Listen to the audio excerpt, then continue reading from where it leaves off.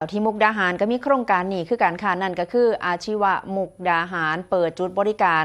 อาชีวะขนส่งอาสาซอยประชาชนในช่วงเทศกาลสงกรานต์ปี 2569 ค่ะที่สถานีบริการน้ำมันปตท.ศูนย์ไหมจังหวัดมุกดาหารนายสถิตสำราญสุขผู้อำนวยการสถาบันการอาชีวศึกษาภาคตะวันออกเฉียงเหนือ2ก็ได้เป็นประธานเปิดโครงการอาชีวะขนส่งอาสาซอยประชาชนในเทศกาลสงกรานต์ปี 2569 โดยมีคณะผู้บริหารคณะครูและการนักศึกษาวิทยาลัยเทคนิคนวมินทราชินีมุกดาหารเข้าร่วมซึ่งก็เป็นความร่วมมือระหว่างกระทรวงศึกษาธิการโดยสำนักงานคณะกรรมการการอาชีวศึกษา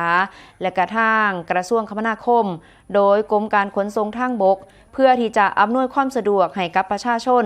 ที่เดินทางในช่วงเทศกาลสงกรานต์ระหว่างวันที่10 ฮอด 16 เมษายน 2569 ตั้งแต่ช่วง 6 โมงเช้าไปจนฮอด 6 โมงแลงร่วม 7 มื้อซึ่งจุดบริการของวิทยาลัยเทคนิคนวมินทราชินีมุกดาหารก็เป็นหนึ่งใน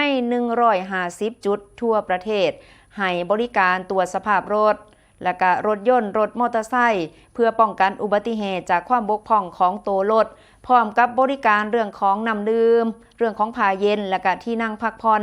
สำหรับผู้ที่ขับขี่แล้วก็รู้สึกว่าเมื่อยหรือว่าอ่อนล้าจากการเดินทางก็สามารถนั่งพักได้ค่ะ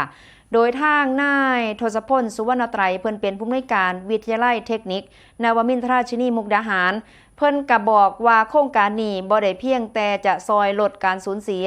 ด้านพลังงานและก็ทรัพย์สินของประชาชนแต่ยังเป็นเวทีให้นักเรียนนักศึกษาได้ฝึกทักษะอาชีพจากประสบการณ์จริงปลูกฝังจิตสำนึกการเป็นผู้ให้และก็ใส่เวลาว่างให้เกิดประโยชน์ต่อสังคมสำหรับผู้ใส่เส้นทางผ่านจังหวัดมุกดาหารหากว่าหูสึกเมื่อยหรือว่าต้องการตรวจสภาพรถก่อนออกเดินทางต่อก็สามารถที่จะแวะใส่บริการที่จุดบริการอาชีวอาสาณปั๊มน้ำมันปตท.ศูนย์ไหมตลอดช่วงเทศกาลสงกรานต์นั่นเองค่ะ